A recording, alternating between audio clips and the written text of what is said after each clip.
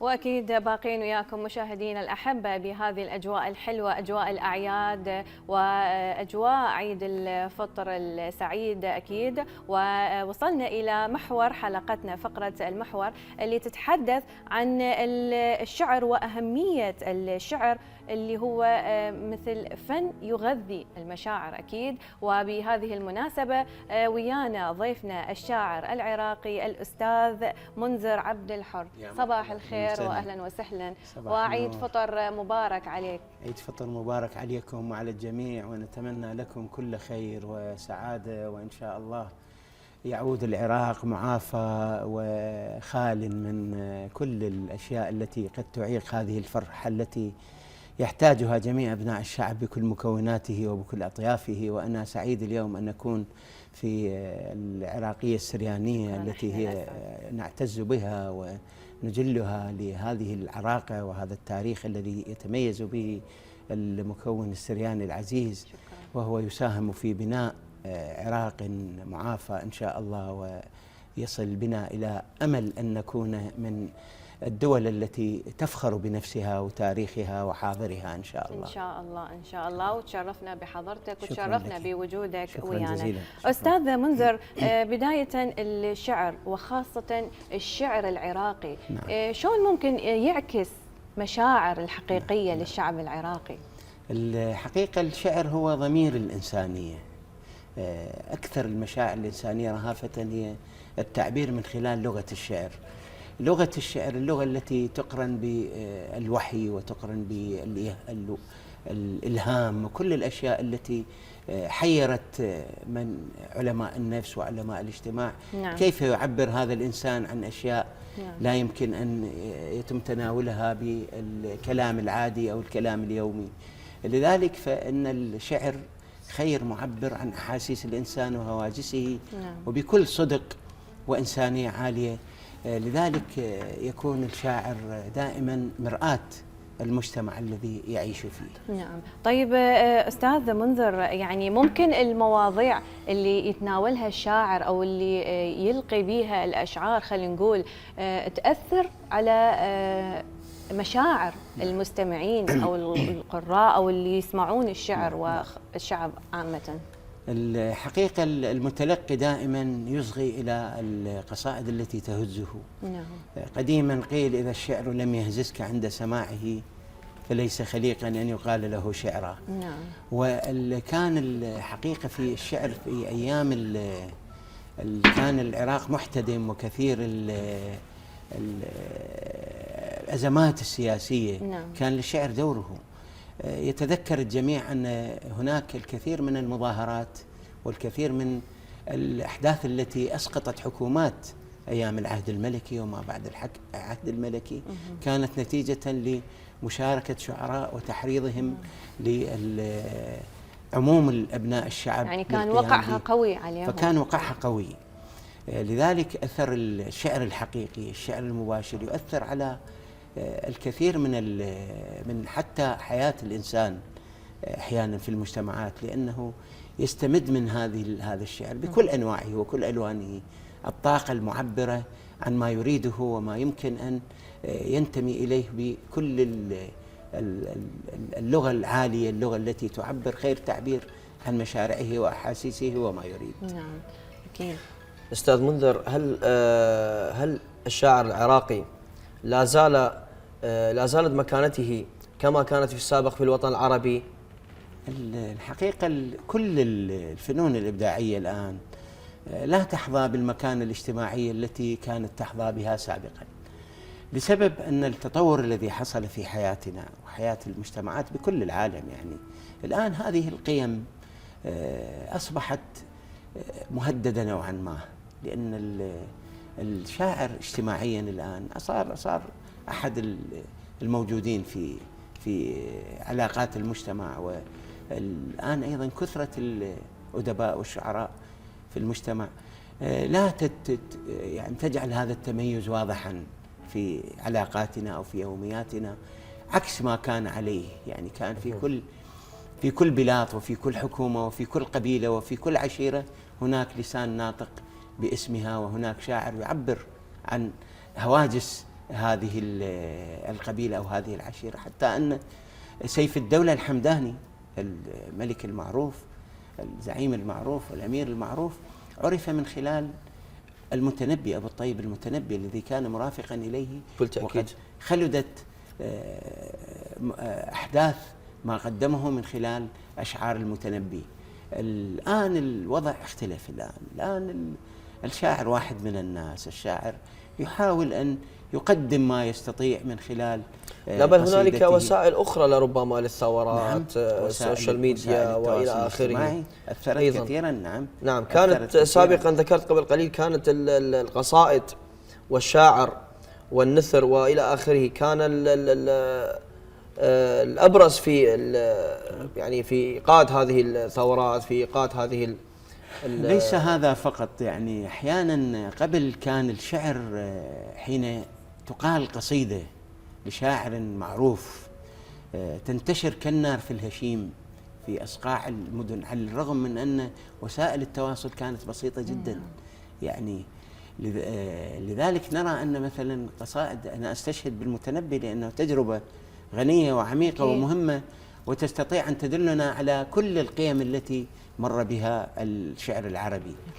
حين قال قصيدته في ضبة الذي حاول سرقتهم في طريقهم، قال له المتنبي سأعرضك لفضيحة كبيرة إذا لم تعد إلينا أموالنا. قال ماذا؟ قال أنا أبو الطيب يعني وصوتي مسموع وواصل. وقال قصيدته المشهورة على الرغم من أنها كانت تعد من القصائد التي تقل فنية عن قصائد المتنبي، إلا أنها شاعت في الجزيرة العربية وكل القبائل بدأت تنشدها، حتى وصلت إلى فاتك الأسدي وطارد المتنبي عشرات السنين حتى قتله انتقاما من قوله هذه القصيدة. وكذلك القصائد الأخرى قصائد محرضة يأتي تسوق لنا الأحداث. إن حينما قال أحد الباعة في الأسواق، قال أن لي بضاعة كاسدة لا أستطيع بيعها وهي القماش الأسود. فأحد الشعراء قال سأقيم لك دعاية وإعلانا لهذا القماش الأسود وسوف ترى رد الفعل. وقال قصيدته المشهورة كل المليحة بالخمار الأسود، ماذا فعلت بناسك المتعبد؟ قد كان شمر للصلاة ثيابه حتى وقفت له بباب المسجد. وانتشرت بين الناس وإذا بهم يلتجئون إلى شراء هذا القماش الأسود. كانت وسيلة دعاية، وسيلة إعلان، وسيلة الإعلان عن مكانات القبائل والعشائر، والدول أيضا اعتمدت هذا النوع من التبشير بأنفسها والتعريف بأنفسها، وأيضا الترويج الإعلاني لما تريد أن تقدمه. طيب أستاذ، ما زال يعني هذا الشعر إلى هاي المكانة لحد الآن برأيك؟ الشعر الحقيقي له مكانته دائما الشعر الحقيقي يعني عنده هذا التأثير، خلينا نقول مثل ما هسه ذكرت هذه يعني هذه القصة عن الخمار الأسود. لحد الآن حسب نوع القصيدة ونوع الشاعر. القصيدة الحقيقية مثل الآن القصيدة الحقيقية تعبر عن هواجس. الآن وسائل الإعلان والإعلام وكما تعلمون تطورت كثيرا. يعني ما كان يصل في شهور الآن يصل في ثواني أو أقل بلمح البصر. لذلك الوسائل اختلفت، لكن بقي الشعر الآن المعبر الأسمى عن كل هواجس الإنسان. يعني الإنسان حين يريد أن يقول شيئا مهما، أن يقول شيئا مؤثرا، يقوله عن طريق الشعر، لأنه فيه صيغة جمالية، وفيه صيغة تعبير مختلفة، وفيه طريقة موسيقية في إيصال المشاعر بأجمل الطرق لوصولها إلى المتلقي.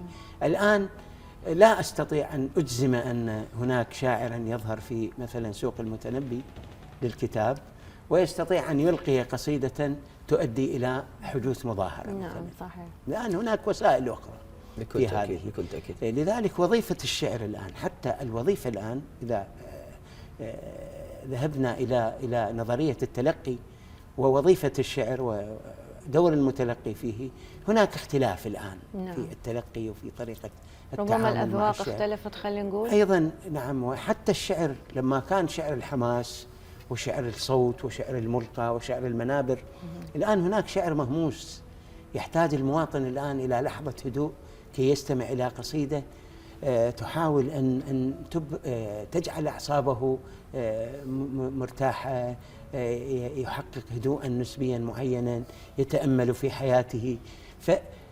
كفعل الموسيقى الآن في حياتنا. نعم. لا أقصد الموسيقى الصاخبة، الموسيقى الهادئة المعبرة عن الطبيعة، عن النسمات، عن الأشياء التي ممكن أن تنقلنا إلى أجواء أخرى.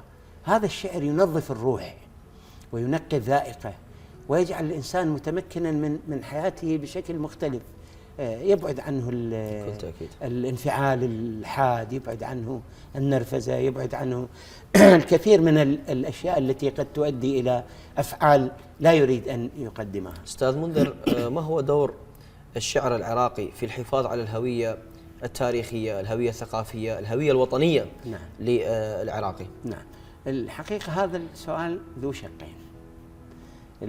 هوية الشعر العراقي كعراقي، الشعر الوطني العراقي، على اعتبار أن الآن ما يكتب باللهجة الشعبية مثلا من الشعر هو يحافظ على الهوية الوطنية للشعر العراقي، ولكن ما يكتب ضمن اللغة الفصحى يحاول أن يحقق الشعر العراقي في مكانته العربية.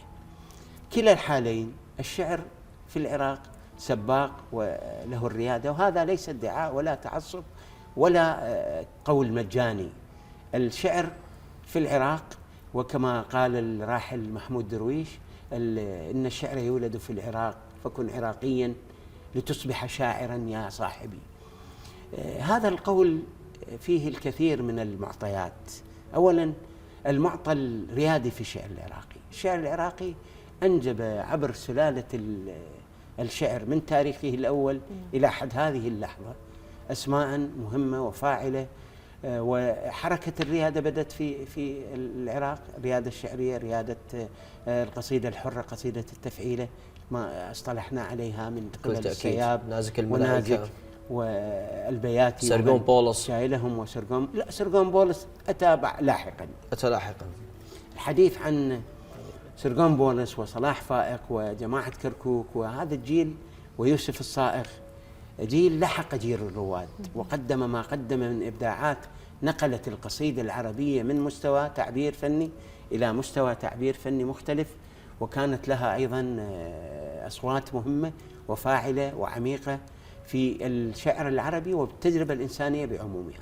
أما الهوية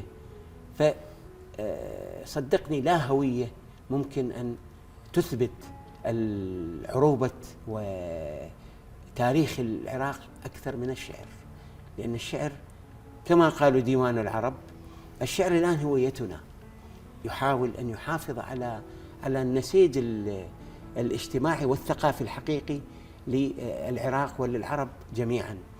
الآن اللغة، واللغة خير تعبير عنها وفي الشعر الذي تطور وتقدم واستطاع أن يقدم أسماء مهمة لامعة.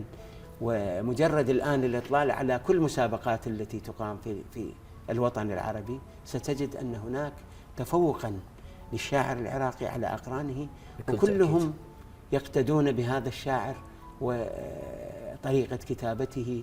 وهي القضية قضية أظن تتعلق حتى بالجينات، يعني الجينات الوراثية لها علاقة، يعني من أيام قلقامش وملحمته الخالدة وصولا إلى الشعر الحديث مرورا بالمتنبي مرورا بكل هؤلاء العمالقة والسياب ومحمد مهدي الجواهري وإلى آخره، وصولا إلى سرغون بولس وفوزي كريم ويوسف الصائغ وكل الشعراء الذين قدموا حتى هذه اللحظة. بكل تأكيد. كيف أثر على الواقع الاجتماعي والسياسي في العراق؟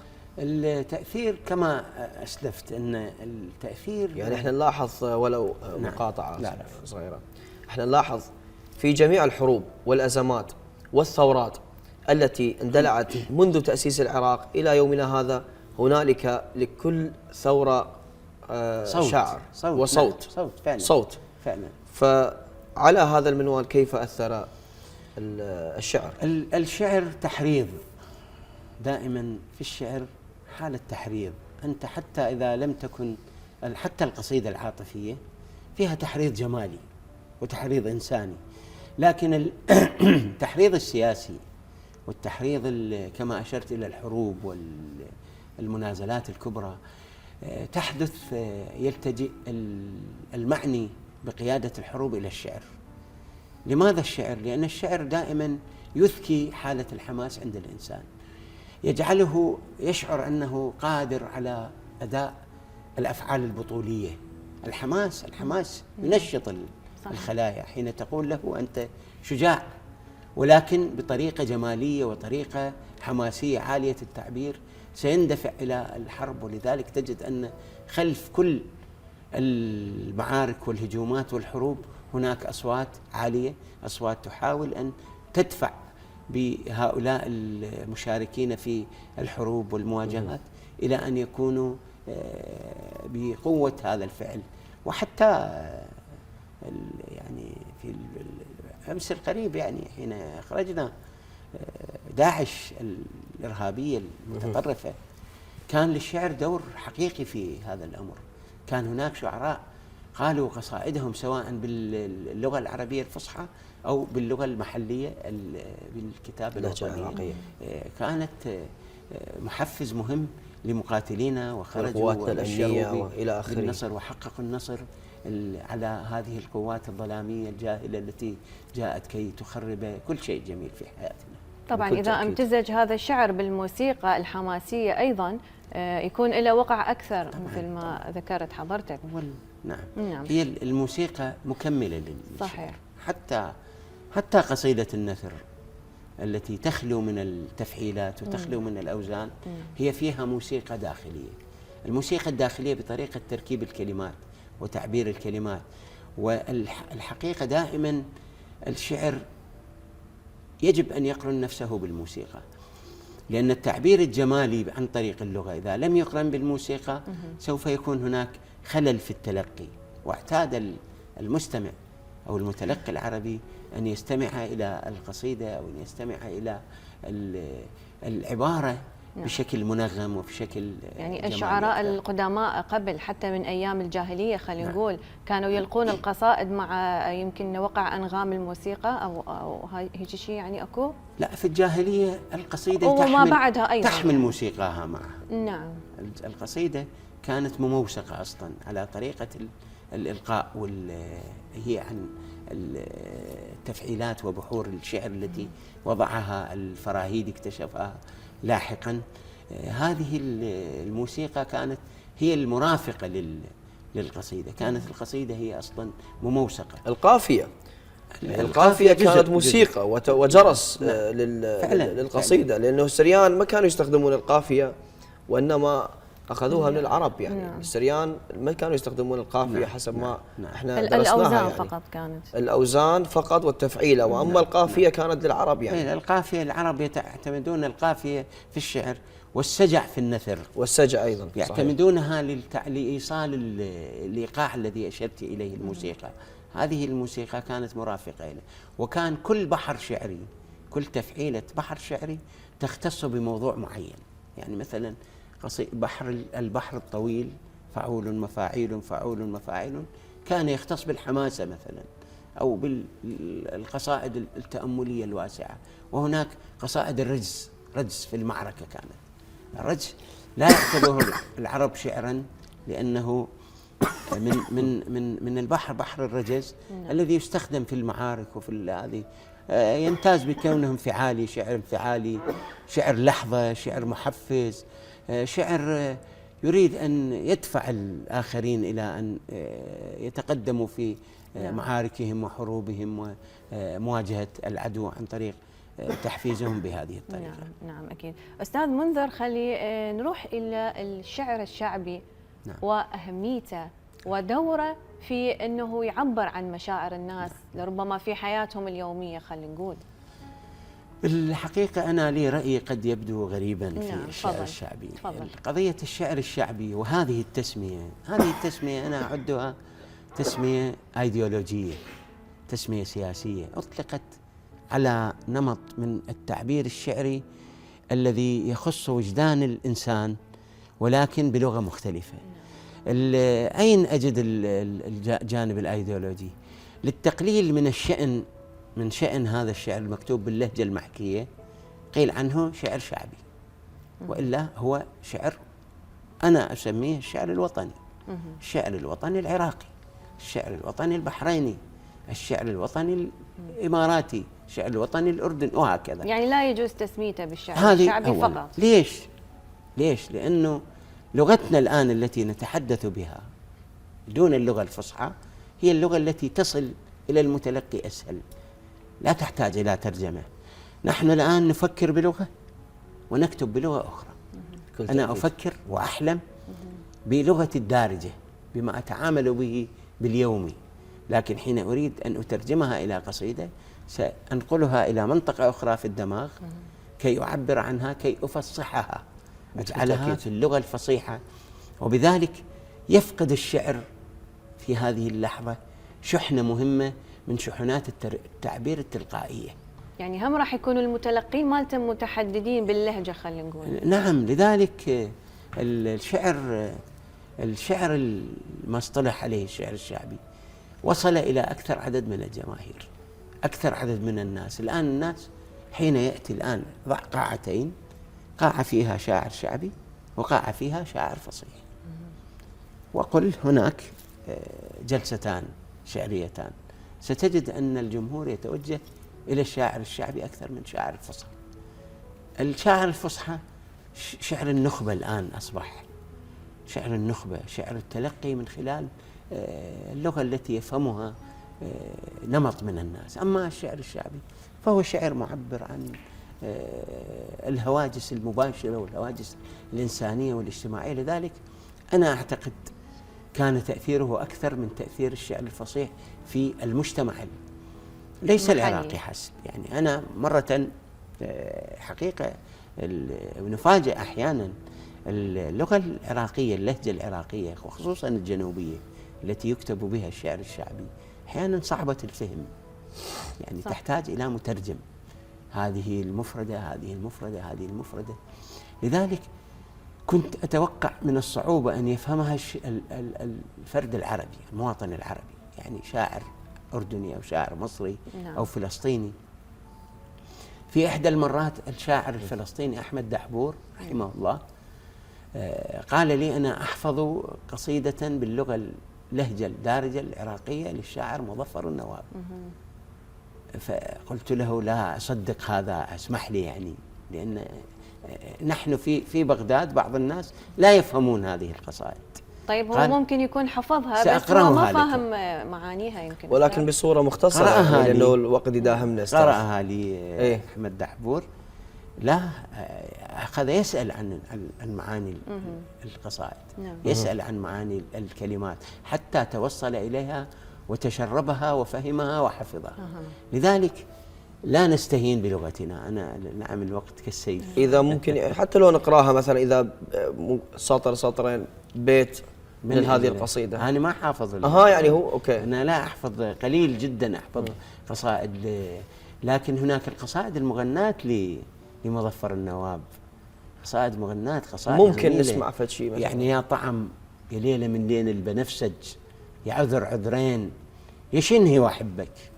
يعني هذه يا شنهي، يعني هذه اللهجة الجنوبية عبر فيها، يعني قال بكلمة وهي لا تعني شيء، يعني أنت شنو حتى أنا هيك غارق في حبك ومجنون بك، يعني شنو وأحبك، شنو يعني هذه الطريقة التعبير المباشرة، التعبير التلقائي، التعبير العفوي، من الصعب أن يترجم.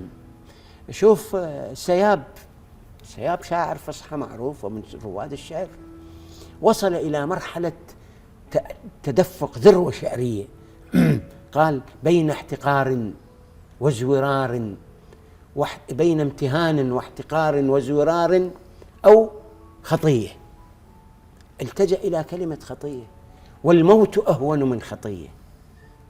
خطية هذا يقول لك هذا خطية مريض، خطية بالشارع، لم يستطع ترجمتها إلى ما يريد، لذلك أفصح عنها بشكل مباشر. بشكل مباشر بكل في ذروة التعبير، ذروة التعبير. جميل جدا. هذه القصيدة يصل إلى أنه يقول الآه والوجع الذي يريد أن يقوله بما يفكر فيه ويعيشه ويمر فيه بكل تأكيد. بكل تأكيد أستاذ منذر.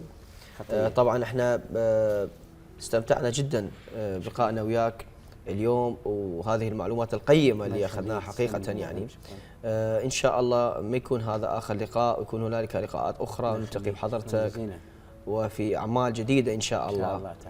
شرفنا بك قناة السريانية. شرفنا بحضرتك ونشكر وجودك ويانا بالاستوديو، واكيد نقول لك مره ثانيه عيد سعيد عليك. كل عام وانتم بخير ان شاء الله. وانت بالف خير. شكرا جزيلا. شكرا جزيلا.